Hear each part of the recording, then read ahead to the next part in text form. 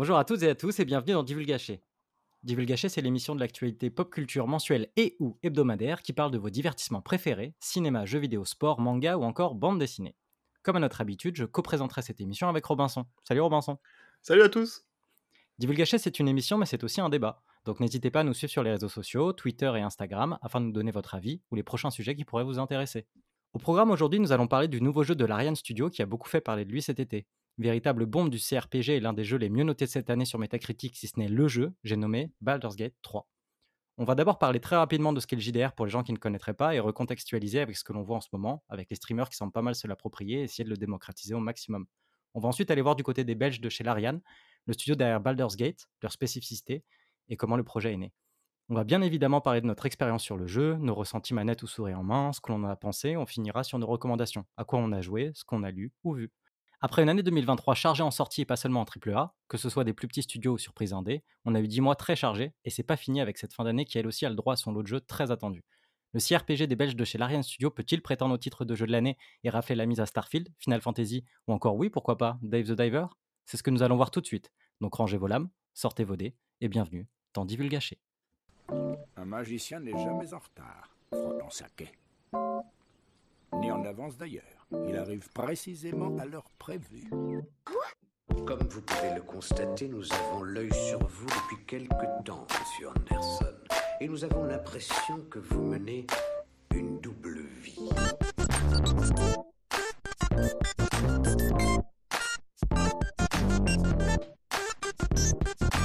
Tu sais pas jouer, Jack?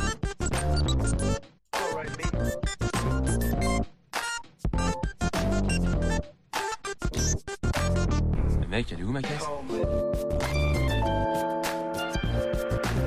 Divulgaché. Et bonjour à tous. Comme on l'a dit aujourd'hui, notre sujet du jour c'est Baldur's Gate 3. Et Baldur's Gate 3, ça se base sur un jeu en particulier, un jeu de rôle, le plus célèbre de tous, Donjons et Dragons. Axel, première question, est-ce que tu as déjà joué ou été en contact avec Donjons et Dragons? Alors j'ai des gens autour de moi qui jouent à Donjons et Dragons, qui jouent à pas mal de jeux de rôle papier, mais moi j'ai jamais vraiment eu l'occasion de le pratiquer. Ok, ben moi je suis un peu comme toi. Je connais évidemment, mais je suis pas trop jeu de rôle de base, donc j'ai jamais eu l'occasion de jouer réellement. Faut savoir que c'est quand même sorti il y a presque 50 ans, en 1974, Donjons et Dragons, la première édition. Ça a été écrit par Gary Gygax et Dave Arneson. Leur premier studio s'appelait Tactical Studies Rule, TSR on va l'appeler. Donc à la base c'était 3 feuillets de règles, 3 livrets de règles, un pour les personnages, un autre pour l'univers, etc., etc. Et ça a évolué petit à petit. Ils ont sorti différentes versions avec les dés qu'on connaît aujourd'hui, d'autres choses. On appelle la première version officielle de jeu Advanced Donjons et Dragons avancé. Ils en ont sorti une deuxième. Et ensuite en 97, donc presque 20 ans après, ils ont été rachetés par Wizard of the Coast. Wizard of the Coast qui édite le jeu de cartes Magic. Je sais que Axel, tu joues beaucoup à Magic avec tes potes. Yes, j'ai pas mal de potes qui jouent et effectivement moi je joue beaucoup, je suis assez passionné. Donc un plus gros studio, un assez gros studio qui le rachète, et là ils vont sortir leur troisième édition de Donjons et Dragons en août 2000, qui sort bien après la deuxième édition, 11 ans après la deuxième édition. Ils prennent le temps pour sortir à chaque fois des nouvelles éditions de jeux avec de nouvelles règles, des nouvelles campagnes, de nouveaux personnages, des nouvelles statistiques, etc. Aujourd'hui, on est en 2023, et le jeu Baldur's Gate se base sur la cinquième édition de Donjons et Dragons. Elle est sortie en 2014, donc c'est la cinquième édition officielle, avec les nouvelles règles. C'est là-dessus que se base complètement le jeu dans Baldur's Gate 3. Le jeu de rôle en général, ça a eu son moment de gloire dans les années 80, quand c'est sorti, quand ça a commencé à sortir. Et puis dans les années 90, ça a vraiment baissé dans l'idéal des gens.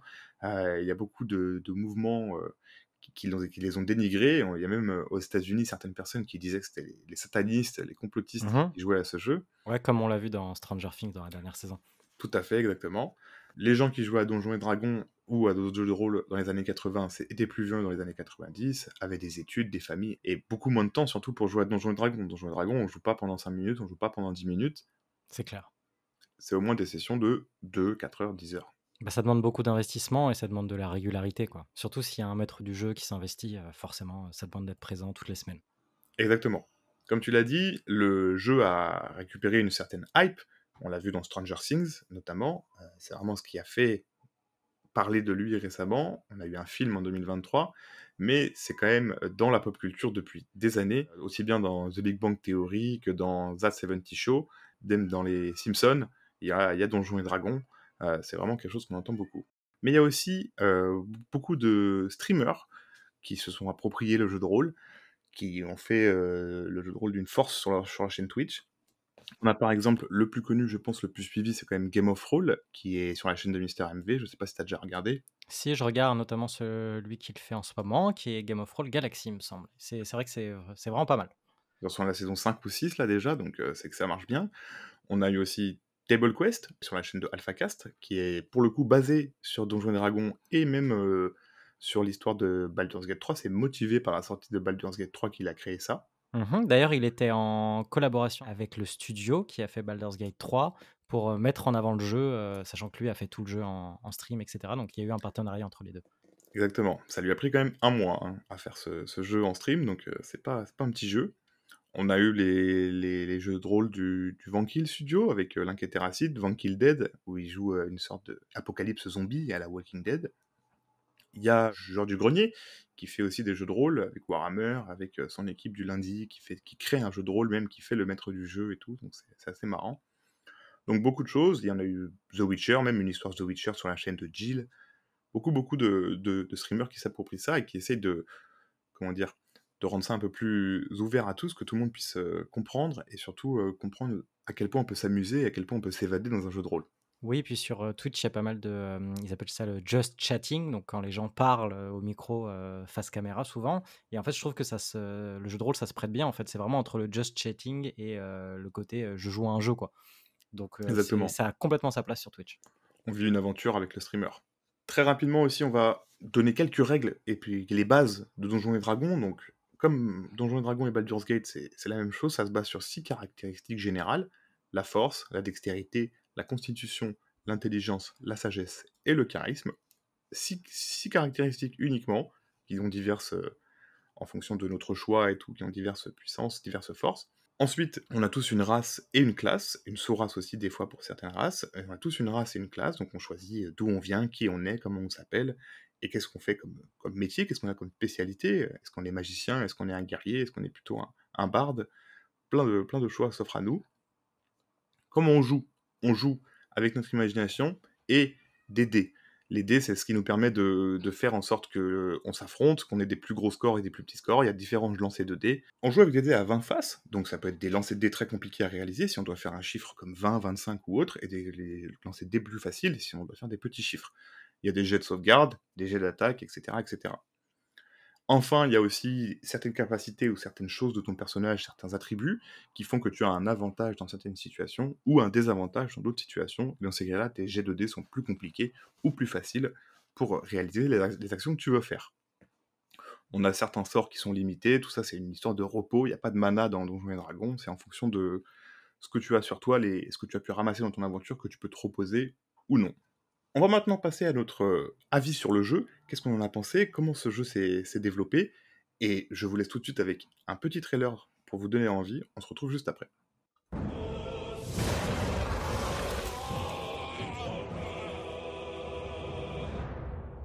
The future of Baldur's Gate hangs in the balance. Will you be the hero and save it from looming darkness? Or will the city crumble under your influence? Explore the vastness of the Forgotten Realms, overcoming its challenges however you choose. This journey is yours to make. Its path and your party shaped by each and every decision. You brought us this far. So how shall we proceed? Première chose, Axel, est-ce que tu peux nous présenter un petit peu l'Ariane Studio et comment le jeu s'est développé, quel type de jeu c'est, etc., etc. Oui, bien sûr, l'Ariane Studio, c'est un développeur-éditeur de jeux vidéo belge qui a été fondé en 1996 à Gand, en Belgique, par Sven Vincke. Le studio, il est surtout connu pour avoir développé les Divinity et Baldur's Gate, sachant qu'ils ont travaillé sur le premier Baldur's Gate avec BioWare et beaucoup d'autres studios à l'époque, dans 2000 il me semble, et le deuxième a été développé seulement par BioWare. Après 17 ans, 2 opus de Divinity qui étaient plutôt acclamés par la critique, mais un peu plus confidentiels que de Baldur's Gate, ils ont décidé du coup de revenir à leur jeu d'origine, on va dire, c'est-à-dire Baldur's. La spécificité aussi du studio, c'est qu'en 2014, ils étaient 30 à travailler sur Divinity, et aujourd'hui, en 2023, ils étaient 400 à travailler sur Baldur's Gate. Donc Léger augmentation d'équipe. ouais, léger augmentation d'équipe qui s'explique par le fait qu'ils aient ouvert 3 studios différents. Donc ils en ont ouvert un en Belgique, bien sûr, un au Royaume-Uni et un dernier en Russie. Malheureusement, d'ailleurs, le dernier en Russie a été fermé, comme on peut s'en douter avec tout ce qui se passe en ce moment en Russie. Donc, on est sur 400 personnes, ça fait quand même beaucoup de gens à gérer, mais en fait, ça leur permet notamment de travailler sur un créneau horaire de, il me semble, 14 ou 15 heures, parce qu'en fait, ils sont sur des créneaux horaires différents, et donc comme ils sont sur des créneaux horaires différents, quand une équipe va se coucher, une deuxième prend le relais. Alors, ça permet pas mal de choses qui sont assez positives, comme par exemple d'optimiser son temps de travail ou son temps de réaction quand on a des patchs à faire, ce genre de choses. Par contre, le studio, il a expérimenté aussi, par exemple, sur la création de personnages. Sauf qu'en fait, ça marchait pas du tout. Donc, ils nous ont expliqué, notamment sur Twitter, que en fait, leur façon de travailler marchait et était hyper optimisée, notamment pour tout ce qui est technique, mais que ça marchait un peu moins pour tout ce qui était artistique et que ça demandait surtout beaucoup d'organisation. Ce que tous les studios peuvent pas forcément se permettre, c'est de prendre du temps pour s'organiser. Sachant que le Covid a quand même beaucoup joué dans cette organisation. Mais Oui. le studio s'en sort parfaitement. En fait, c'est quelque chose qui correspondait à ce qu'ils voulaient, c'est-à-dire avoir un studio avec des gens qui viennent d'horizons différents. Donc ça, c'est super. Avec des gens qui peuvent travailler aussi bien le jour que la nuit, parce qu'au final, comme ils sont sur 2 créneaux horaires, mais toujours bien sûr en évitant le crunch. Le but, c'est d'éviter le crunch qui est hyper répandu dans le jeu vidéo aujourd'hui et pas que. Et du coup, c'était leur solution qui a plutôt bien marché sur Baldur's Gate 3. L'une des questions qu'on pourra se poser pendant le podcast, c'est est-ce qu'ils pourront réutiliser cette méthode pour leur prochain jeu. Ça, je sais pas. Oui, parce qu'on vous a pas encore donné nos avis, mais on en parle dans ce podcast. Sans spoiler totalement ce qu'on va dire, on a quand même beaucoup apprécié le jeu. Voilà, oui, ça on peut le dire dès le début.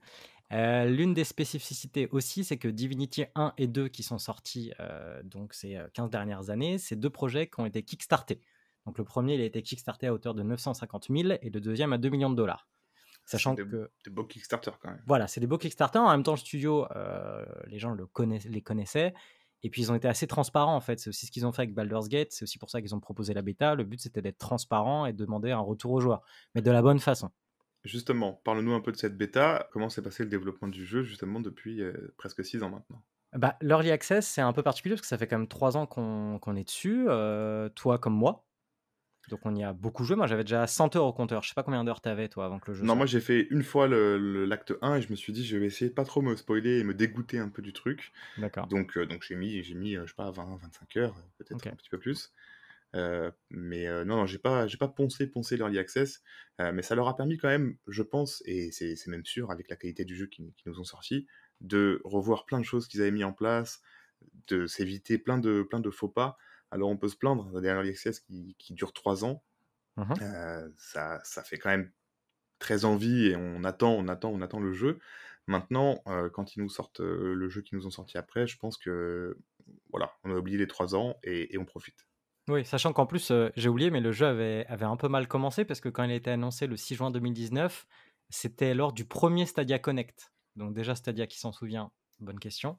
Et ça avait fuité même quelques jours avant que ça soit au Stadia Connect. Donc il y avait eu toute une tollée autour de ça. Le jeu avait fait beaucoup parler de lui pour les bonnes raisons, mais aussi pour des mauvaises raisons.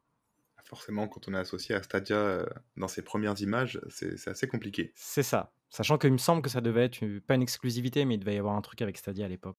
J'avais une petite anecdote à propos de l'origine du projet. Faut savoir qu'en fait, ils avaient dans l'idée de refaire un Baldur's Gate depuis la fin de leur premier Divinity. Ils sont allés voir Donjons et Dragons, ils leur ont demandé la licence, ils leur ont pitché leur projet, et ça a été un non.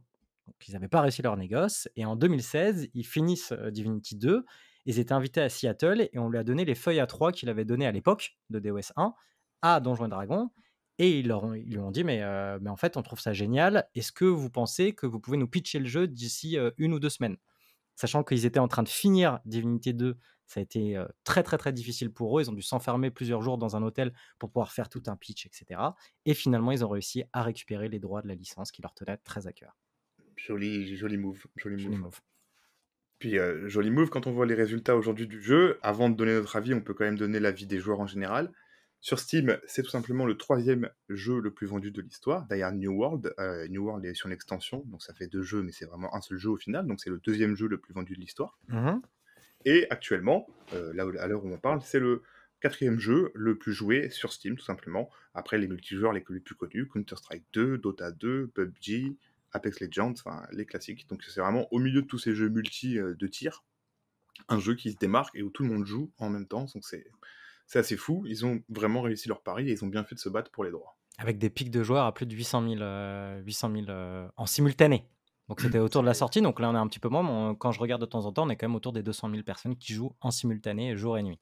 Ce qui est de très bons résultats un mois après la sortie du jeu, sachant qu'il y a la version PS5 qui arrive dans 2 jours, si je ne dis pas de bêtises, Qui est arrivé même. qui est arrivée. Qui est Voilà. arrivé début septembre, il me semble, et qui a eu quelques petits soucis, mais comme on l'expliquait, comme ils ont une équipe qui peut travailler sur des longues périodes en journée, ils ont réussi à corriger les quelques problèmes qu'il y avait qui étaient un peu bloquants assez rapidement, donc ça c'est tout à leur honneur. D'ailleurs, dans la partie technique du jeu maintenant, on peut tout de suite continuer sur ce sujet. On peut remarquer qu'ils ont fait quand même plusieurs patchs à la sortie du jeu, plusieurs mises à jour qui ont été très efficaces, qui ont rajouté plusieurs choses.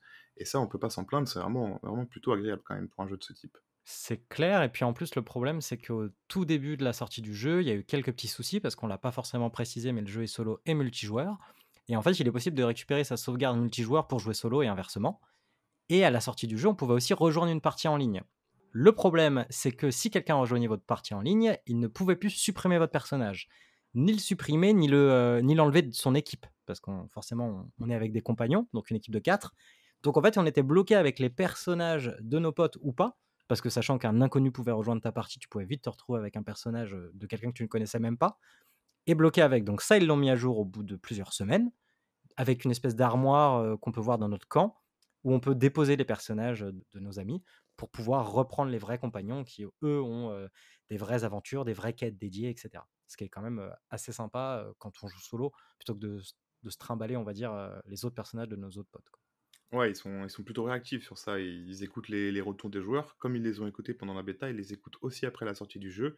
Et ils font des patchs réguliers, ils nous sortent des mises à jour régulières et c'est vraiment très agréable. C'est ça. On peut aussi parler du miroir qu'ils ont rajouté, qui permet de personnaliser son apparence. C'était une demande de pas mal de joueurs, et eux, dans leur démarche, quand tu commençais avec un personnage, logiquement, tu ne pouvais pas changer en cours de partie de personnage, mais on est dans un jeu vidéo, et du coup, vu que c'était quelque chose de très demandé, ils l'ont rajouté. Et oui, ils sont plutôt vraiment, comme on dit, à l'écoute des joueurs et ils écoutent leur public. Sachant que Swen Vinke, alors je vous conseille, si vous vous intéressez aux jeux vidéo, d'aller sur Twitter et de suivre Swen Vinke, qui est donc le directeur du studio, qui est très très très comment dire, bavard, et qui explique beaucoup de choses sur la façon dont ils travaillent, quand ils vont corriger, etc. Donc c'est vraiment très très très bien, très intéressant.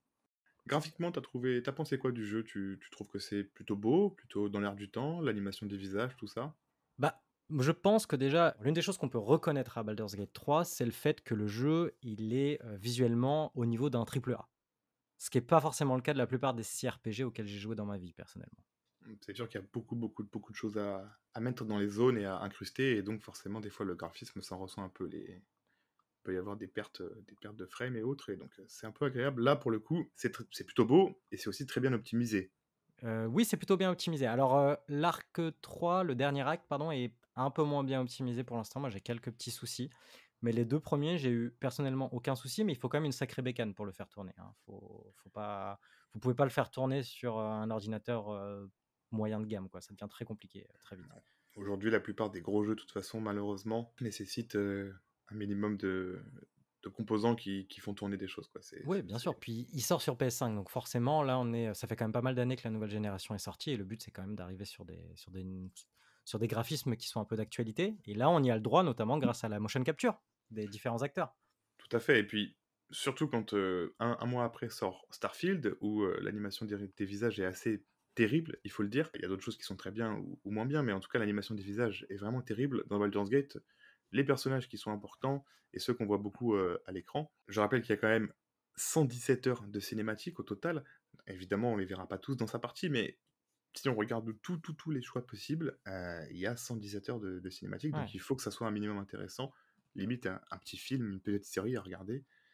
Et pour le coup, ça marche, non? Bah, ça marche, et même plus que ça, parce qu'au final, ça rend le truc hyper prenant.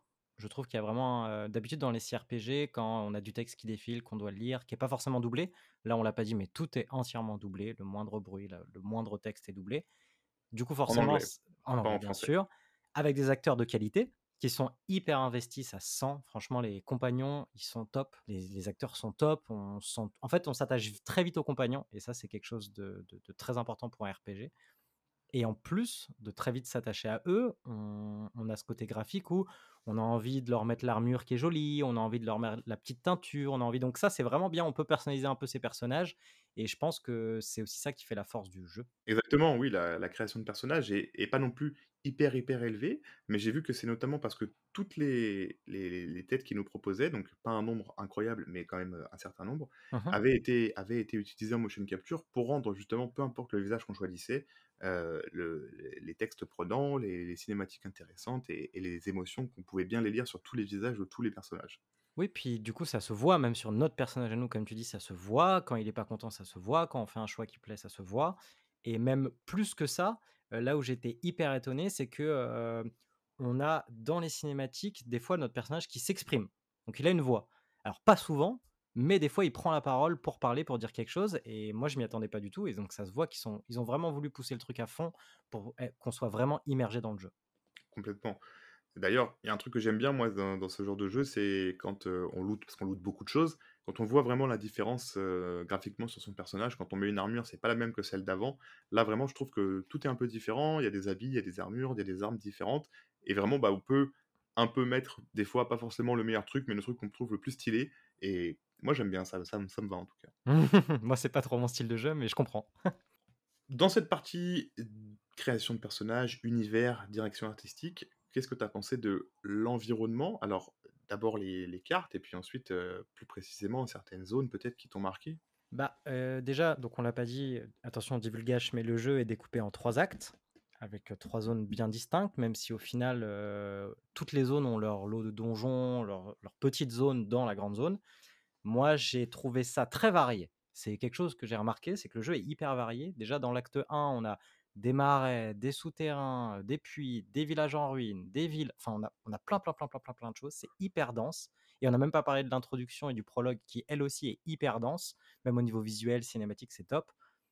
Et on a les 2 actes qui tranchent littéralement, avec le premier acte, aussi bien visuellement que dans la façon dont on va se mouvoir dedans, dont on va interagir avec les gens.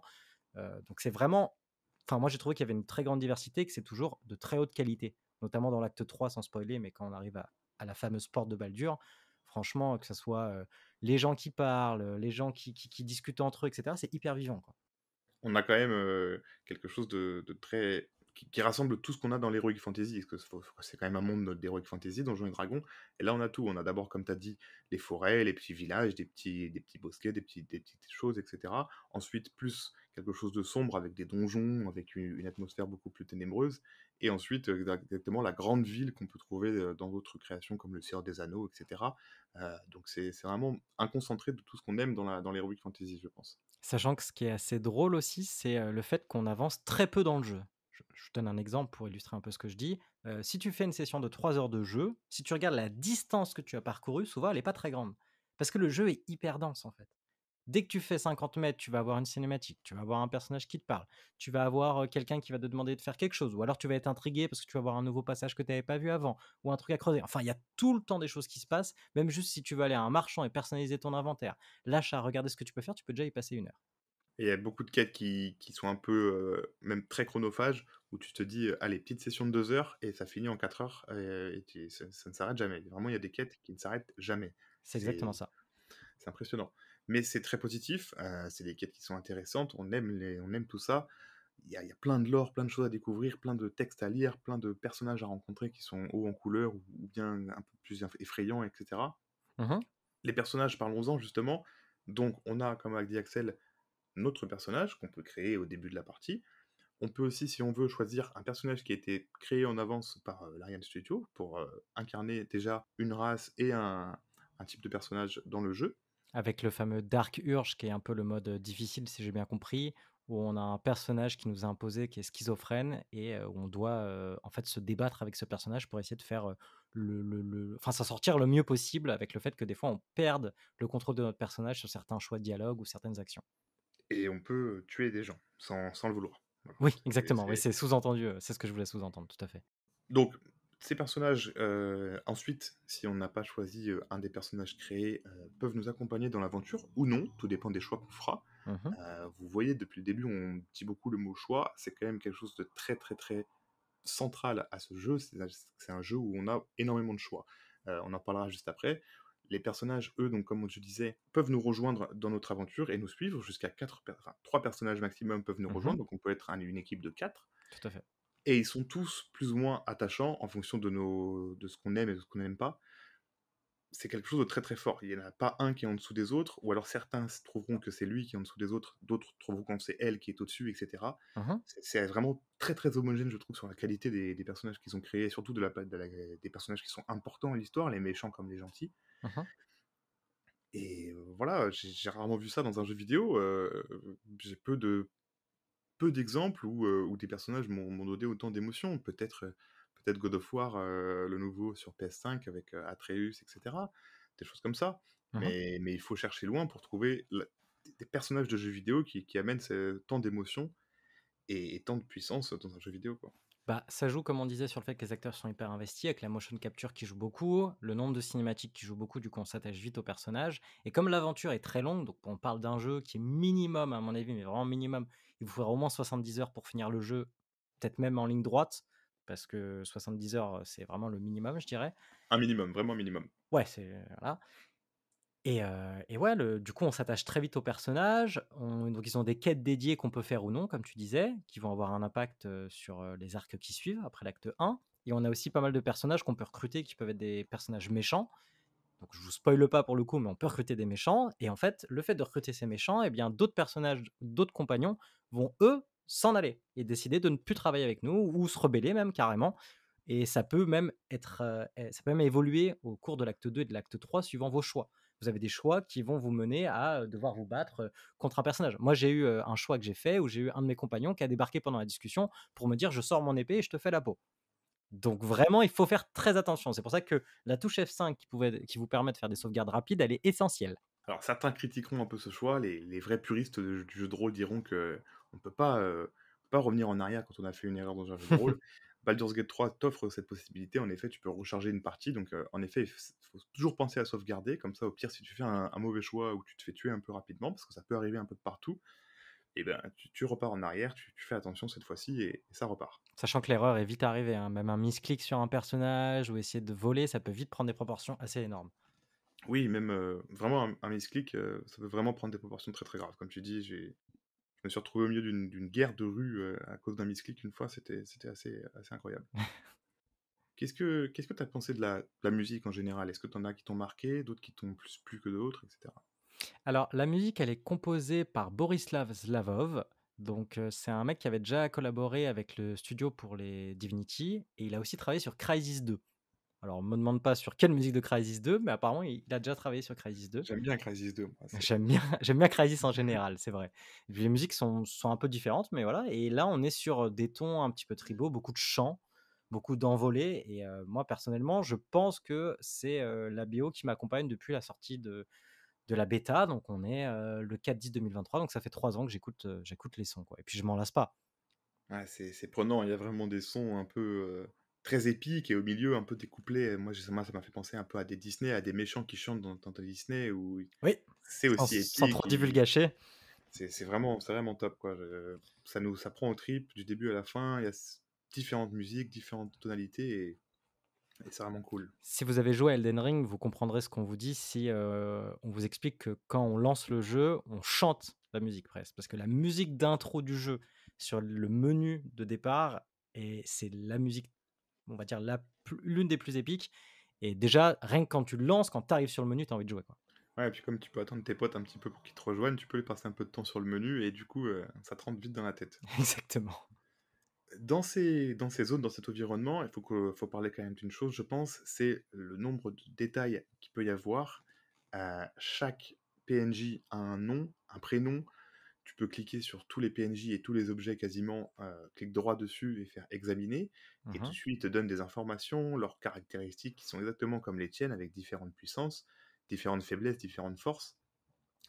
C'est incroyable. À chaque fois que je rentrais dans un endroit, je voyais les noms des gens, je me disais: «Mais il y a forcément une équipe de mecs qui sont dédiés qu'à ça». On leur donne des visages et des backgrounds et ils trouvent un nom et un prénom. C'est fou. Oui, puis après, des fois, il y a des petits jeux de mots. Des fois, tu sens que là, ils ont mis une petite ref je sais pas, un autre jeu ou ce genre de choses. Donc, c'est vraiment. Tu sens qu'il y a cette minutie, l'envie du détail, quoi. Partout, Clairement, toutes les zones. l'amour du jeu vidéo et l'amour de Donjons& et Mhm, Dragons, juste, c'est ça. l'envie de te faire découvrir des choses, l'envie de te faire aller plus loin dans les endroits où tu es, et cetera, et c'est hyper appréciable, je trouve. Mhm. Quand on sort de jeux un peu plus fades, récemment, où on est un peu guidé surtout, il y a beaucoup, j'ai vu beaucoup de plaintes actuellement sur les jeux qui te guident, qui ont des personnages un peu secondaires qui sont là pour te donner des infos, et cetera. C'est là, dans Baldur's Gate, si tu veux vraiment aller tout droit et faire 100 en fermant les yeux, il peut t'arriver plein de choses différentes, et c'est ça qui est fou, quoi. Et puis, on n'a pas parlé aussi du fait que dans les 117 heures de cinématiques, parce qu'on le disait juste avant, il y a énormément de cinématiques. Donc, même quand on va parler, je sais pas, à un PNJ un peu lambda ou à un marchand, on a une cinématique qui se déclenche. Et il y a aussi des changements d'angle de caméra. En fait, il y a plein de choses qui font que on n'est pas seulement face à un champ contre champ quand on parle je sais pas, à Jean le boucher à qui on veut vendre toutes les épées qu'on a ramassées dans notre dernier combat. Donc tout de suite, ça donne vraiment, tu as l'impression que tu es dans un passage important en fait du jeu. Alors que pas du tout. Mais tu as l'impression que tu as la même minutie et la même envie que si on était sur une grosse cinématique de Assassin's Creed. Sachant que par exemple, si on prend l'exemple de Ubisoft et d'Assassin's Creed, les Assassin's Creed, c'est une IA qui gère les dialogues. Donc le champ contre champ d'Assassin's Creed, c'est une IA. Eux, tout est fait à la main. Ouais, mais ça donne, moi je trouve que ça donne vraiment de la vie, quoi. C'est un monde qui vit. T'as pas l'impression d'être dans un. Alors, si, dans un jeu vidéo évidemment, mais dans un monde créé de toutes pièces.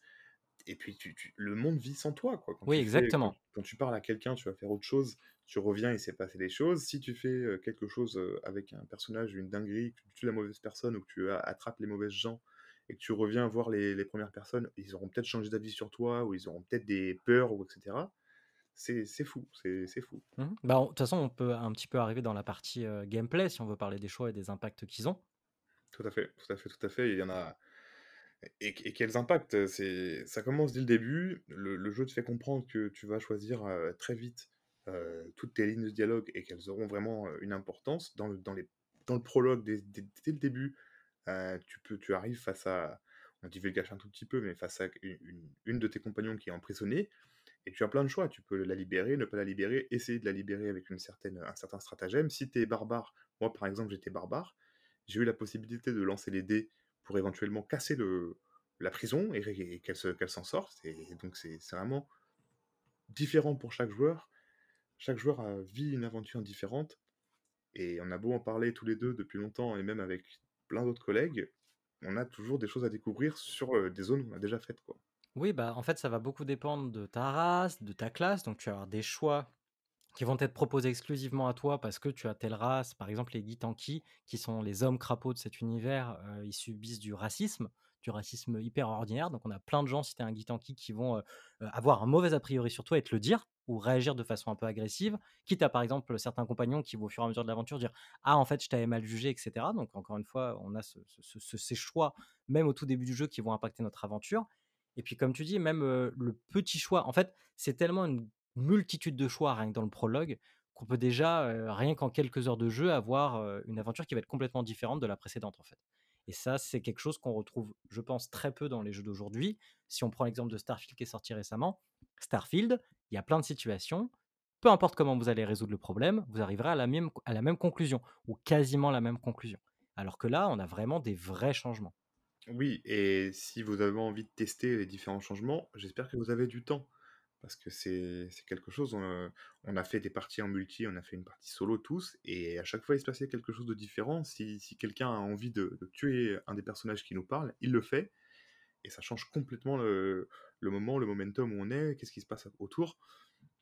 C'est fou. Oui, puis sachant que on parle des choix donc de dialogue, mais on a aussi les choix en combat, parce qu'on est sur une sorte d'immersive sim, dans le sens où on peut interagir avec l'environnement, et l'environnement va avoir un impact sur, par exemple, si on met une flaque d'eau, si on invoque de l'eau par terre au pied de l'ennemi et que derrière on fout un éclair, bien sûr, l'ennemi va être électrocuté. Donc c'est des choses très simples, mais qui mises bout à bout commencent à former au niveau gameplay, notamment combat. Donc on va le préciser aussi, c'est du tour par tour.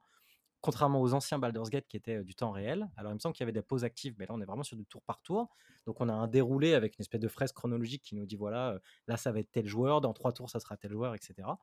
Et on a beaucoup de choix. On va pouvoir prendre la caisse qui est à ma gauche. Par exemple, si je suis barbare, je vais pouvoir prendre la caisse ou le mec qui est à ma gauche et le balancer sur l'ennemi. Je vais pouvoir empiler des caisses pour monter dessus et faire une attaque en sautant qui va être plus puissante parce qu'elle va être proportionnelle à la hauteur à laquelle j'étais. Donc il y a en plus des choix dans le gameplay de combat, énormément de choix qui font que ça vient se cumuler, peu importe la phase de gameplay dans laquelle vous êtes. Et même dans le gameplay en général, quand tu n'es pas en combat et que tu as quelqu'un qui peut sauter très loin ou voler par exemple, eh bien, il peut atteindre des zones que d'autres ne pourront pas atteindre aussi facilement. Ils devront contourner et faire plus de combats pour atteindre cette zone. Donc c'est vraiment quelque chose qui évolue tout le temps, qui change tout le temps. Oui, même au niveau des options, on a aussi le fait de pouvoir parler aux animaux, par exemple.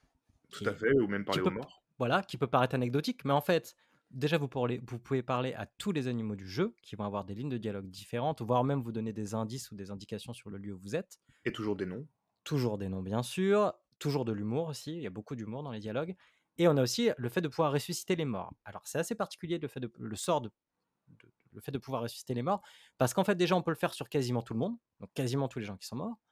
Tous ont des lignes de dialogue, donc on va avoir 6 ou 7 questions à chaque fois disponibles, avec je crois qu'on a le droit à quoi 4 réponses, enfin 4 questions, quelque C'est chose comme quelque chose ça. comme ça. Mais ça dépend aussi de qui Du tu niveau, es voilà, et c'est ça.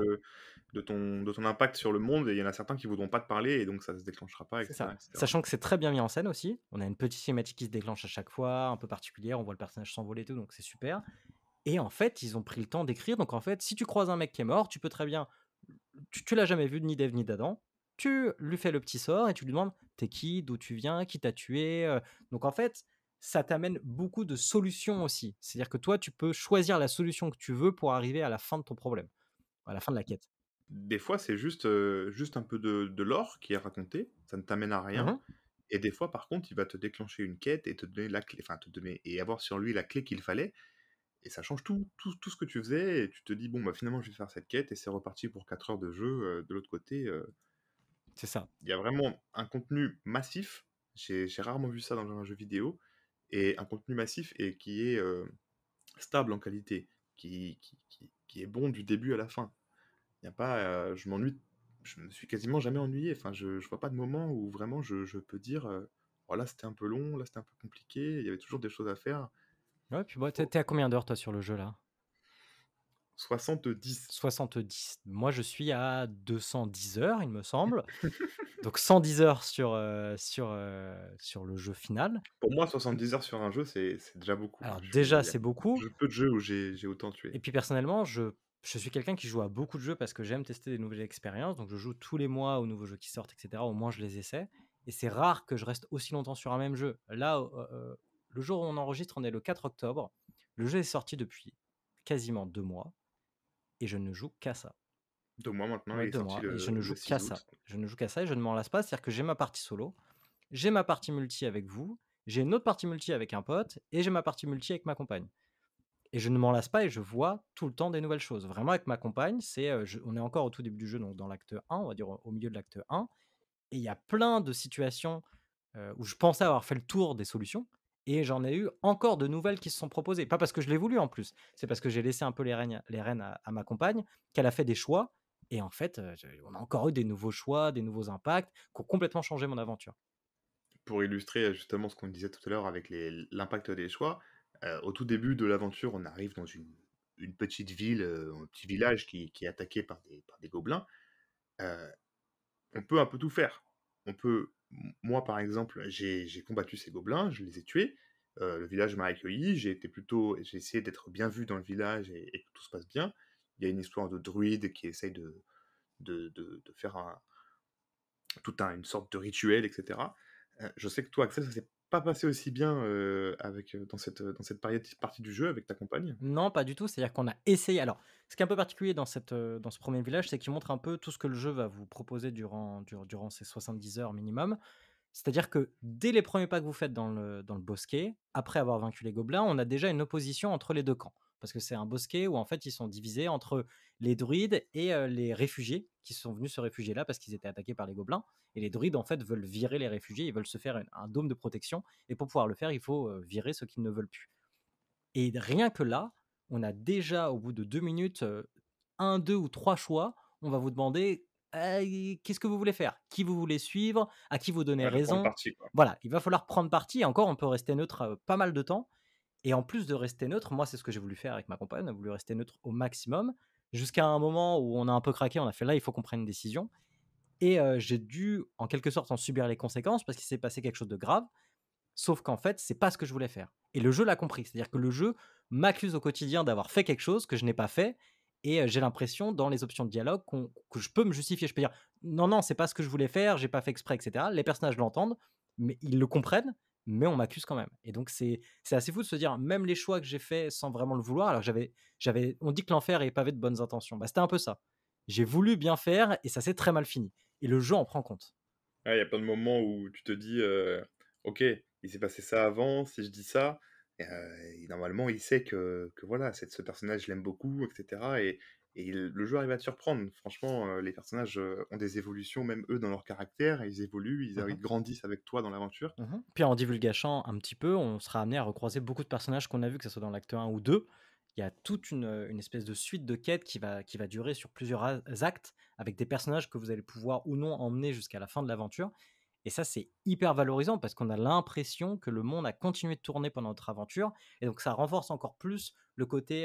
J'ai l'impression d'avoir passé beaucoup de temps. On a l'impression que ce jeu, déjà, on met beaucoup de temps à le faire. Mais en plus, que vraiment, il y a une espèce d'épopée sur plusieurs mois qui se dessine quand on joue au jeu. Et ça, c'est quelque chose que je ressens avec aucun autre jeu, quoi. C'est quand même assez fou. Épopée, c'est le mot, c'est vraiment une aventure et tu es dans l'aventure et tu la vis. Franchement, pareil, j'ai rarement ressenti ça.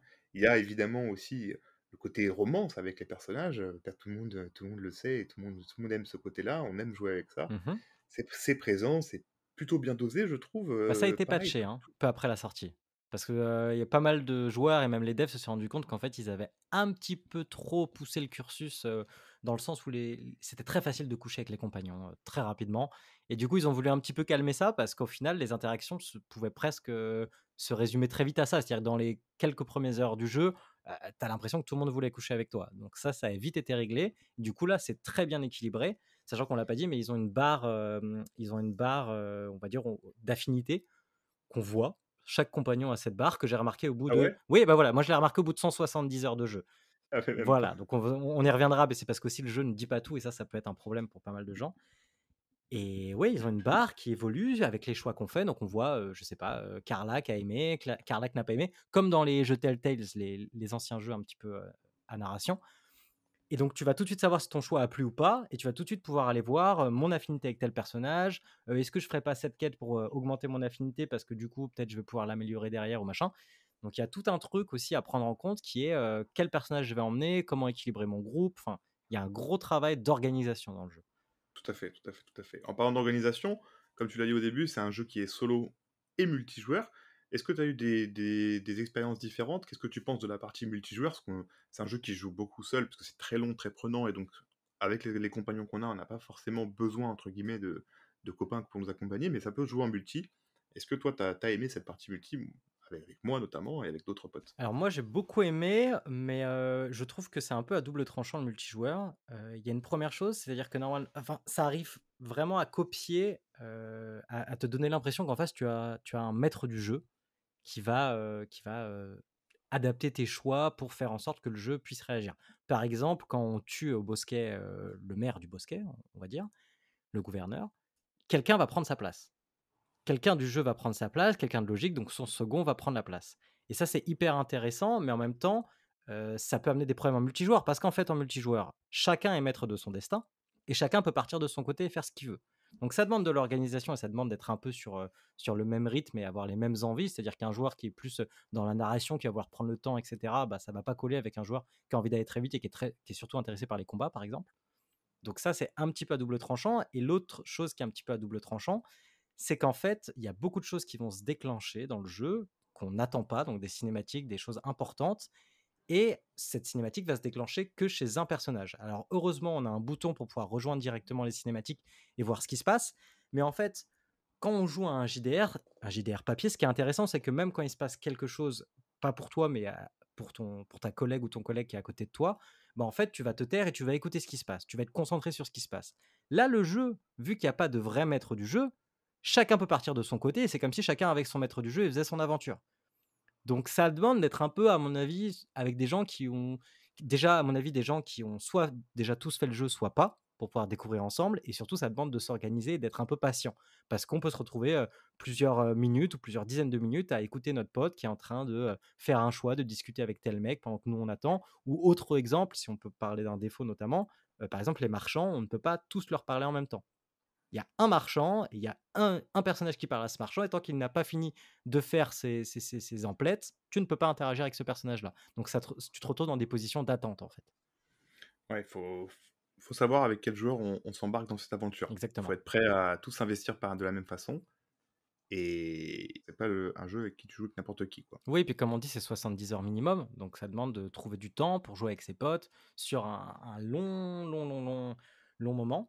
Heureusement, l'armoire qui permet de ranger les potes, ça permet aussi de transformer sa partie multijoueur ou sa partie solo en partie multijoueur et inversement. Donc ça, c'est super. Ça permet de pas trop avoir de la frustration et ça permet aussi à des potes de pouvoir rejoindre la partie. Si un soir ils sont chez toi, tu dis ah bah est-ce que tu veux me rejoindre? Moi je suis là et tout. Carrément, j'arrive, je crée un personnage en 2 secondes. J'arrive, je fais monter mon personnage au niveau où tu es et j'arrive. Donc ça, il y a quand même pas mal de concessions qui ont été faites sur le côté JDR papier pour que tout le monde puisse profiter du jeu du mieux possible, quoi, sans trop de Oui, frustration. ils ont vraiment assoupli plein de côtés et c'est ça qui nous plaît aussi. Moi, je pense pour des novices, en tout cas, comme moi, par exemple, qui était novice à la fois du monde enfin, du JDR et un peu du CRPG, pas du RPG, mais du CRPG. Voilà, je me fais totalement happer par le truc, le système de tour par tour me va, le lancer de dés, ça me va, je trouve ça logique, enfin, il y a plein de choses qui sont adaptées, quoi, c'est Mhm. top. Est-ce que, pour peut-être un petit peu commencer la conclusion, tu verrais quelques défauts à ce jeu? Oui, alors il a beaucoup de très bons côtés, mais il a aussi quelques défauts. Alors, si on peut commencer par un de ses défauts, je trouve, c'est sa gestion d'inventaire. Sa gestion d'inventaire, elle est catastrophique. C'est-à-dire que c'est un peu à la The Witcher, tout est mis en plan. Voilà. Quand on ouvre notre inventaire, on n'a même pas une grande fenêtre d'inventaire, on a une petite fenêtre d'inventaire, et il va falloir aller dans le menu faire trier. Il va falloir aller ranger tel truc là, tel machin, et en fait, dès que vous commencez à jouer et à pas ranger votre inventaire, très vite ça devient n'importe quoi. Donc on se retrouve avec. Puis en plus, le problème du jeu, c'est que c'est très rare qu'ils te disent tel objet est important. Tel objet, il faut que tu le Oui, gardes. c'est pas clair en tout Voilà, cas. c'est pas clair. Et du coup, on arrive vite à des situations où ah oui, mais tu sais, tel papier que tu as ramassé, il fallait que tu le lises. Et si tu le lis, tu sauras Et où que tu aller le gardes et que tu surtout. le gardes. Et donc ça devient très vite problématique et le jeu ne te le dit pas. Donc pour moi, l'inventaire, c'est un premier point qui est compliqué. Est-ce que toi, tu as eu le même problème que moi? Oui, je suis des fois un peu perdu dans mon inventaire, mais bon, ça va, on s'en sort. Mais en effet, c'est un peu petit des fois, il y a peu ça se mélange, on ramasse un peu des sacs à dos de partout et donc il y a plus des sacs à dos dans des sacs à dos dans des sacs à dos. Après, il faut savoir que tous les défauts donc qu'on va citer peut-être, sont souvent corrigés par des mods qui existent. Il y a un mode pour l'inventaire qui te le rend plus clean, plus facile avec des petits onglets pour les chaussures, des petits onglets pour les armes et cetera et cetera. Mmh. Et donc c'est beaucoup plus agréable. Maintenant, on parle du jeu de base, on parle pas des modes non plus, donc en effet, il y a ce petit défaut-là. Quelque chose d'autre que tu as relevé? Moi, il y a aussi un petit souci, c'est, souris en main parce qu'on l'a pas dit, mais le jeu est aussi jouable à la manette parce qu'il est sorti sur Alors moi, j'ai PlayStation pas 5. du tout essayé à la manette, moi j'ai que essayé souris Eh en main et bien, clavier. moi, avec ma compagne à 2, on joue à la manette, du coup, j'ai testé, une manette Xbox, une manette PlayStation 5 et déjà la première chose qui m'a choqué, c'est le fait qu'on puisse se déplacer avec le joystick et à quel point ça change le jeu.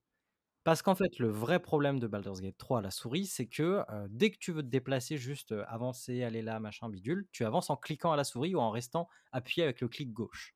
Sauf que ça amène beaucoup d'imprécision. Mais vraiment beaucoup, notamment dans les combats où on veut se déplacer ou si on veut viser un ennemi avec la caméra, si on n'a pas le bon angle, la caméra enfin, le viseur ne va pas se poser sur l'ennemi, du coup on tapera à côté. Donc il y a plein de micro-soucis, je trouve, à la souris qu'on ne retrouve pas à la manette. Et en plus de ça, ils ont été malins. C'est-à-dire que sur les gâchettes, ils ont mis les raccourcis. Du coup, en fait, on ouvre une roue des raccourcis avec, je dirais, 10 ou 12 propositions. On a plusieurs roues qui se suivent, qu'on peut entièrement personnaliser, comme quand on joue au clavier-souris, on peut personnaliser sa barre de sort, etc.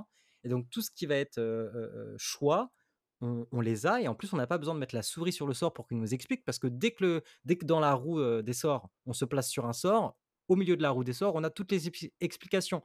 Tout est mis en avant, en fait. Tu sens que la manette, c'est un peu le mode de jeu pour les gens qui n'ont pas l'habitude de ce genre de jeu, justement. Et tu as préféré à la manette qu'au clavier, toi? Je recommande à la manette si on a envie de s'immerger dans le jeu, parce que je trouve qu'à la manette, comme il y a beaucoup d'éléments, comme la barre des sorts, et cetera, qui disparaissent au profit, justement de l'univers, de pouvoir un peu laisser respirer l'écran, je trouve que si on veut une expérience plus immersive, la manette, c'est top. Et sinon, si on est plus dans une expérience classique, la souris et le clavier, ça fait très bien l'affaire, hein, il y a pas de souci. D'ailleurs, je recommanderais même de jouer avec les 2. C'est-à-dire quand vous partez à l'aventure, hop, vous passez à la manette. Dès que vous devez faire de la micro-gestion, ce genre de choses, hop, vous repassez à la souris. Sachant que ça se fait automatiquement, il suffit d'appuyer sur un bouton ou d'appuyer sur votre souris et le jeu switch tout seul. Donc ça Ouais. peut se faire et ça peut être pas mal, un peu comme les jeux où ils vous demandent, comme Starfield, de piloter un vaisseau et après d'aller à pied, enfin voilà. Ouais, sur PS5, sur une belle télé, là, ça doit bien rendre, hein. Ouais, On en doit être 4K, bien dans le jeu. ouais, ça va être très sympa. On va conclure rapidement, d'abord avec nos avis. Axel, qu'est-ce que tu as pensé du jeu très largement et où est-ce que tu le situes, toi qui joues à énormément de jeux, dans ta jeu vidéographie, je sais pas comment on peut dire ça? Ouais, tout à fait. Alors, Baldur's Gate 3, c'est un jeu que j'attends depuis très longtemps. Dès la première annonce, j'avais bien compris que c'était un projet un peu différent des autres, puisque justement, il y avait ce côté triple A, c'est-à-dire qu'il y avait beaucoup de budget qui était alloué dans le jeu, contrairement aux jeux de ce type-là qui d'habitude sont un plus petit budget, comme leurs jeux d'avant. Rien que ce qu'il y avait graphiquement, en fait, on sentait qu'il y avait une vraie cassure avec ce qui se faisait avant. Et moi, ce que j'ai envie de dire, c'est pourquoi les autres n'arrivent pas à faire la même chose. Et ça, on le voit avec pas mal de jeux qui sont sortis cette année, qui se reposent beaucoup sur leur laurier. On a des studios qui regardent plus trop ce qui se fait à côté. En fait, qui sont autant centrés sur eux-mêmes, comme Bethesda par exemple, comme Blizzard, qui vont se contenter de regarder ce que eux font et qui vont partir sur des bases de gameplay ou des bases d'envie qui des fois sont même un petit peu démodées. On y reviendra. Et je trouve que Baldur's Gate, il fait tout l'inverse. C'est-à-dire que Baldur's Gate, il prend un jeu, un type de jeu qui se faisait presque plus, il le remet au goût du jour, il passe un coup de polish triple A pour que tous les gens qui d'habitude disent oui, mais tu vois, là, il n'y a pas de dialogue, oui, mais tu vois, regarde, là, les personnages, ils sont statiques et ils se regardent dans le blanc des yeux. Là, ce n'est pas le cas. C'est-à-dire que ça soit même, j'ai envie de dire, même pendant les combats, tout est fait, tout est fait pour te donner envie de jouer. Tout est fait pour te donner envie de continuer à jouer. Tout est fait pour que tu recommences le jeu. Et ça, pour moi, c'est la vraie force du jeu. Et c'est ce qui fait la différence avec les autres jeux qui sont sortis cette année. On a souvent des recettes qui sont étirées au maximum avec les Assassin's Creed ou avec les Zelda, ce genre de choses. Et là, je trouve qu'au contraire, on a pris une recette qui était très classique. Et au lieu d'en tirer quelque chose où tout le monde pouvait s'y attendre, on a essayé d'aller jouer sur d'autres choses où on n'a pas l'habitude. Et pour moi, Baldur's Gate 3, c'est le grand jeu de cette année. Et je ne vois pas qui pourrait aller le concurrencer cette année. Même si on a eu une année très chargée, pour moi, Baldur's Gate 3, il est au-dessus de tout ce qui s'est fait cette année, voire même ces 10 dernières années. On peut clairement dire que ça t'a marqué, quoi. Ça m'a marqué, je pense que je ne suis pas prêt de lâcher le jeu, vu qu'ils ont annoncé qu'ils allaient mettre à jour via pas mal de possibilités, comme le fait de pouvoir avoir un maître du jeu, le fait de pouvoir créer ses propres aventures. Donc je pense qu'on n'a Incroyable. pas fini de Ah jouer au ouais, jeu. incroyable. Oui, donc je pense qu'on n'a vraiment pas fini de jouer au jeu, et moi j'ai très hâte de voir où est-ce que va finir le jeu, parce que je pense qu'on tient un classique, un futur classique. Sachez qu'il attendait tellement de jeux qu'au milieu de la bêta, il me l'a offert à mon anniversaire. Donc la bêta, l'Early Access, mais donc c'était le jeu complet. Quand le jeu est sorti, j'ai pas eu à le racheter. Et voilà, il m'a fait découvrir le truc. J'étais pas du tout dans ce type de jeu, dans ce type d'univers. Alors j'aime beaucoup le Heroic Fantasy, hein, mais je connaissais pas du tout Donjons et Dragons. J'ai essayé, en 2 heures, vraiment, j'ai été conquis par la bêta. Et là, le jeu, pareil, je trouve que c'est incroyable. J'ai beaucoup dit de termes un peu superlatifs dans ce podcast. Mais j'ai pris une vraie claque, personnellement, à la fois dans l'aventure, dans l'investissement que je devais y mettre émotionnellement et que le jeu me rendait, surtout. J'ai ressenti des trucs que je dis, voilà, très très peu de jeux m'ont fait ressentir ça. Je peux le comparer sur l'émotion, comme je disais, à un God of War, pas Ragnarok, le premier du nom. Mhm. J'ai pas beaucoup d'autres jeux qui me viennent en tête, hein, c'est Bah, assez moi, il compliqué. vient détrôner dans mon cœur un peu The Witcher 3, d'une certaine manière. Moi, il a détrôné The Witcher 3. J'aime beaucoup The Witcher 3 et il y a la partie action qui est différente, Mmh. où on se bat vraiment en appuyant sur des boutons et c'est en direct, en troisième personne. Ça, c'est très plaisant dans The Witcher 3. Mais puis j'ai grandi, je sais pas, c'est très mature, Baldur's Gate 3, ça aborde des sujets importants, comme tu as dit, il y a du racisme, plein de choses qui sont abordées dans le jeu. Et voilà, ça fait 2 mois que je suis dessus, j'ai presque pas fini, j'ai encore des parties multi à jouer, et je suis pas prêt de m'arrêter non plus. Donc on recommande chaudement de jouer à Baldur's Gate 3. Sur cette année 2023, j'attendais pas mal de jeux, et c'est lui qui m'a clairement conquis. J'ai pas encore acheté personnellement le DLC de Cyberpunk que j'attendais énormément aussi, que j'attends toujours Mmh. énormément, que j'ai envie de faire. Mais je me dis, je peux pas me lancer dans autre chose tant que j'ai pas fini le jeu, je peux pas. On est pris en otage par le jeu presque, hein. C'est un peu ça. J'ai lancé Starfield, voilà, j'ai vu ce que j'avais à voir, et je suis vite retourné sur Baldur's Gate 3. J'ai pas pu commencer. Personnellement, j'ai un peu peur du syndrome Elden Ring. Ça m'avait fait un peu la même chose, c'est-à-dire ou même The Witcher 3, c'est-à-dire, une fois qu'on a fini ce jeu, qu'est-ce qui nous reste derrière à faire? Parce qu'en fait, Ouais, après, c'est ce type de jeu, c'est vraiment, il y a ça. beaucoup d'autres choses. Mais on est dans un type de jeu qui va vous prendre la tête. C'est le genre de jeu auquel vous allez y penser alors que vous ne jouez pas au jeu. Ça, Ah, c'est quand même complètement. assez Moi, je suis ouf. allé voir des vidéos YouTube pour savoir ma classe quand j'allais rentrer à la maison Exactement. et tout. Et ça, c'est quand même un truc, c'est là où on sait qu'il se passe quelque chose, quoi, qu'il y a quelque chose d'assez unique dans le jeu. Et ça se ressent aussi bien sur, comme on disait, toute la générosité du jeu, mais aussi sur la qualité. Il y a une qualité de finition qui est assez exceptionnelle. Ça, c'est quelque chose, d'ailleurs, on a vu pas mal de développeurs réagir à la sortie du jeu en disant: «Ne vous attendez pas à ce niveau de finition dans les triple A d'aujourd'hui» et cetera. Je suis désolé, je ne dis pas que ça doit être une obligation, bien sûr que c'est difficile. Le développement d'un jeu, c'est toute une équipe, c'est plein de choses. Mais on est en droit de se demander si eux, ils sont capables de faire ça, mais allons-y quoi. Continuons dans Ouais, cette voie-là. après, il faut aussi accepter dans ce cas-là, ce qui est pas vraiment dans l'air du temps, que un jeu, ça met 5 ans à sortir et pas 1 an. Alors oui, mais de toute façon, il y a très peu de jeux qui sont développés en un an, voire quasiment aucun, hein. Non, Je veux dire mais dans le sens tu où, vois ce que je veux on dire, est dans sur dans les des jeux bien qui sûr. qui sortent tous les ans, pas forcément développés en 1 an, mais qui sortent Ouais. tous les ans et qui sont dans ce sprint du Oui, meilleur jeu, du nouveau jeu. on est quand même sur des temps de développement qui sont assez énormes. 6 ans, c'est pas un petit temps de développement, hein, c'est quand même le temps de développement d'un Ah non, Assassin's justement. Creed. Et c'est ça qui est assez ouf, c'est de se dire, ils ont travaillé 6 ans, donc 3 ans de Ouais, bêta. mais Assassin's Creed, ils ont travaillé 6 ans, mais il y avait d'autres jeux en même temps, Oui, donc tout à c'est ça fait. le problème. Tout à fait. Mais après, l'une des particularités aussi du studio, c'est qu'ils se concentrent que sur ce jeu-là et qu'ils sont hyper transparents avec la communauté. C'est d'ailleurs l'une des choses qu'on remarque, c'est que la communauté ne leur a pas tenu rigueur de cette bêta. C'est-à-dire que moi, je me rappelle quand la bêta est sortie, on a jeuxvideo.com qui se sont amusés à faire un test de la bêta. Ils l'ont noté 14 sur 20. Donc déjà, j'ai beaucoup rigolé, hein, on va pas se mentir. Et ensuite, on se rend compte qu'en fait, les joueurs savaient que ça allait se passer comme ça. Alors, il me semble qu'ils l'ont déjà fait sur Divinity, donc les joueurs, les vieux de la vieille étaient habitués. Mais en fait, on a un truc où les gens, même quand le jeu est sorti derrière, ils ont dit: «OK, je sais pourquoi j'ai attendu». Le système de combat, il a été revu. Il y a eu des patchs graphiques, il y a eu des patchs en termes de choix. Il y a eu plein de choses qui ont été ajoutées ou qui ont été enlevées parce que ça ne marchait pas. Ils avaient notamment pendant un moment essayé de faire en sorte que les personnages, quand on joue en multijoueur, discutent entre eux. Alors quand je parle des personnages, c'est les personnages contrôlés par les joueurs que l'on a créés.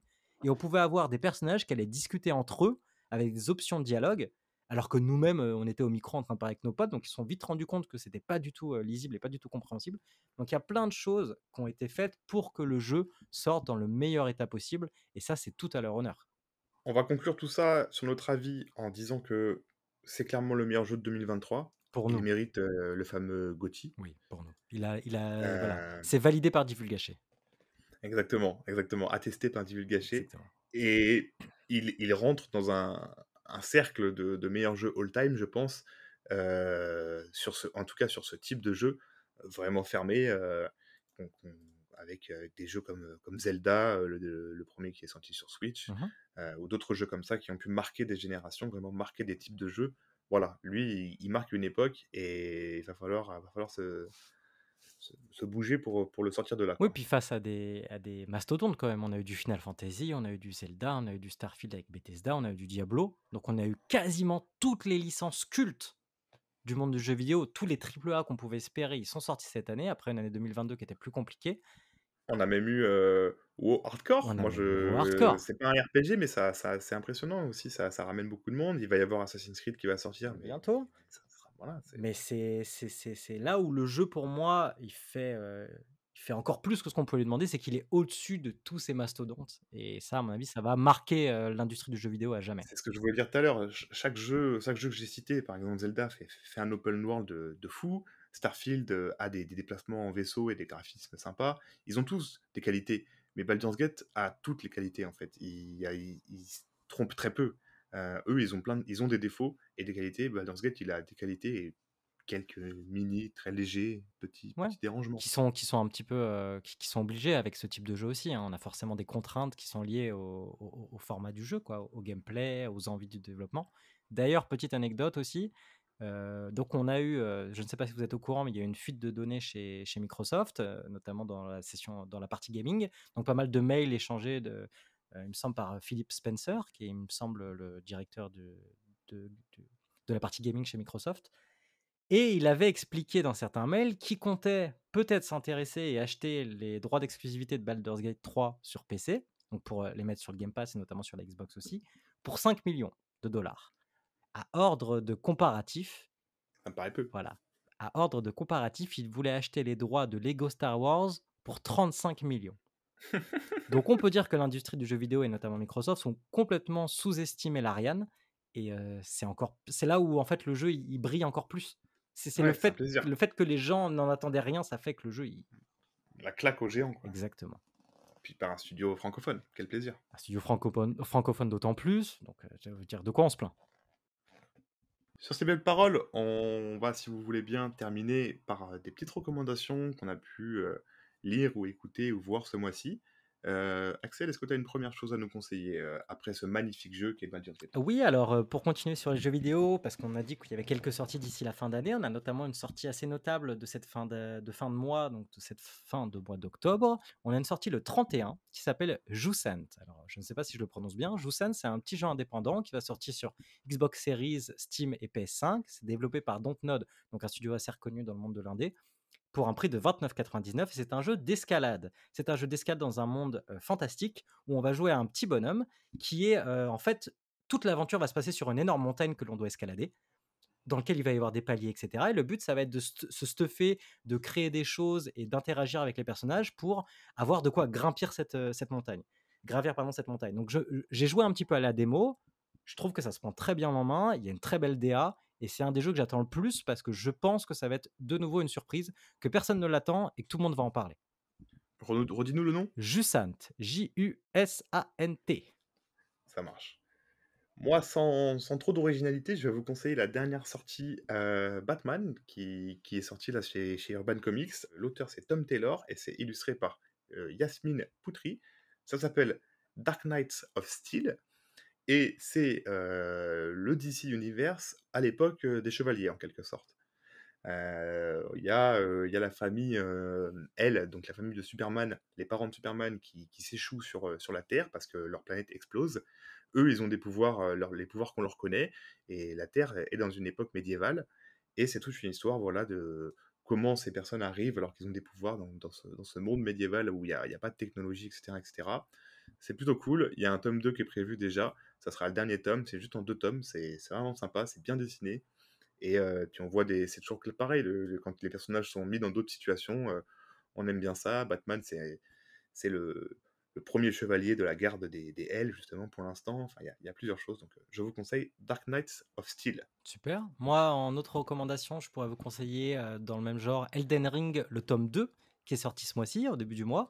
Donc c'est un manga de Nikishi Tobita qui édite, qui est tiré directement du jeu vidéo, il a la licence officielle.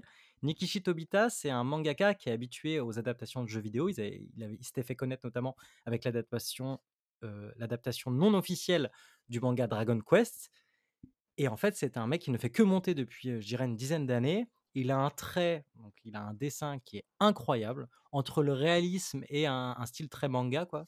Il est parfaitement choisi pour illustrer l'univers de Elden Ring, parce qu'il utilise beaucoup de trames, etc. Du coup, ça donne beaucoup de profondeur aux personnages, ça donne beaucoup de texture. Il y a notamment beaucoup de pages couleurs dans les 2 tomes. Donc ça, c'est hyper appréciable, c'est une très belle édition. Et Nikishi Tobita, c'est aussi un mangaka qui fait beaucoup parler de lui en France en ce moment, parce qu'il a 2 séries. Donc il a Elden Ring avec le 2e tome qui est sorti ce mois-ci, que je vous recommande, le premier aussi. Et on a aussi Le Quotidien d'une épée, qui est son autre manga qui est édité en ce moment. C'est édité chez Manabook les 2. Et la particularité de ces mangas, ce mec-là, c'est que c'est des mangas qui sont dans l'humour. Ça va être beaucoup de social. Il prend des personnages qu'on connaît et il va les faire passer en gros pour des... Alors je ne sais plus quel est le terme japonais, mais en fait c'est des glandeurs. Ces personnages, c'est des glandeurs, c'est des gens qui n'ont rien envie de faire et il les met dans des situations où ils sont obligés de se dépasser pour faire des choses incroyables parce que les gens attendent quelque chose d'incroyable d'eux. Et du coup c'est super, notamment je vous le recommande si vous avez joué à Elden Ring parce que ça reprend tout l'univers, ça joue même sur ça, ça brise un peu le quatrième mur parce que sans vous spoiler, on joue un mec on lit un manga avec un mec qui s'appelle Le Sans Âme, qui est littéralement le personnage basique de base que tu peux créer sur Elden Ring. Et donc c'est de 1 très drôle et de 2 très bien dessiné, donc je vous recommande. Et moi, je conclurai ces recommandations avec un livre, le dernier livre de Daniel Riolo et Abdelkrim Branin, c'est 2 personnes qui l'ont écrite, c'est un journaliste sportif, ça s'appelle KO Football Club. J'aime beaucoup ce journaliste, moi personnellement, Daniel Riolo, c'est un peu un mec clivant, mais moi je l'aime beaucoup. C'est la suite non officielle de son livre, est sorti il y a quelques années, qui s'appelait Rakai Football Club, et ça parle des actuelles choses pas très jolies qui se passent dans le foot français, notamment avec Noël Le Graët, l'ancien président de la fédération, les histoires avec Paul Pogba, les histoires avec la Fédération française de football féminine et l'agression, etc. Ok, je vois. Et donc ça t'ouvre les yeux un peu sur ce qu'est le foot et sur le monde qui est dedans. Donc quand on est fan de foot, c'est bien de s'instruire aussi, il n'y a pas que le ballon et ce qui se passe sur le terrain. On va maintenant conclure cette émission où, vous l'avez compris, on vous recommande fortement de jouer à Baldur's Gate 3 et d'y passer du temps. On vous remercie toutes et tous d'avoir écouté cet épisode et on vous retrouve bientôt pour un nouveau. N'hésitez pas à nous suivre sur nos réseaux sociaux, Twitter, Instagram, et à venir nous écouter sur toutes les plateformes, YouTube, Spotify, Apple Podcast. N'hésitez pas non plus à laisser un petit commentaire ou une notation sur toutes ces plateformes, ça nous aide vraiment à toucher plein de monde et à se développer en tant que podcasteur. Merci beaucoup de nous avoir écoutés et on se retrouve pour une prochaine émission. À bientôt. Libre de droit. Générique libre de droit. Libre de droit.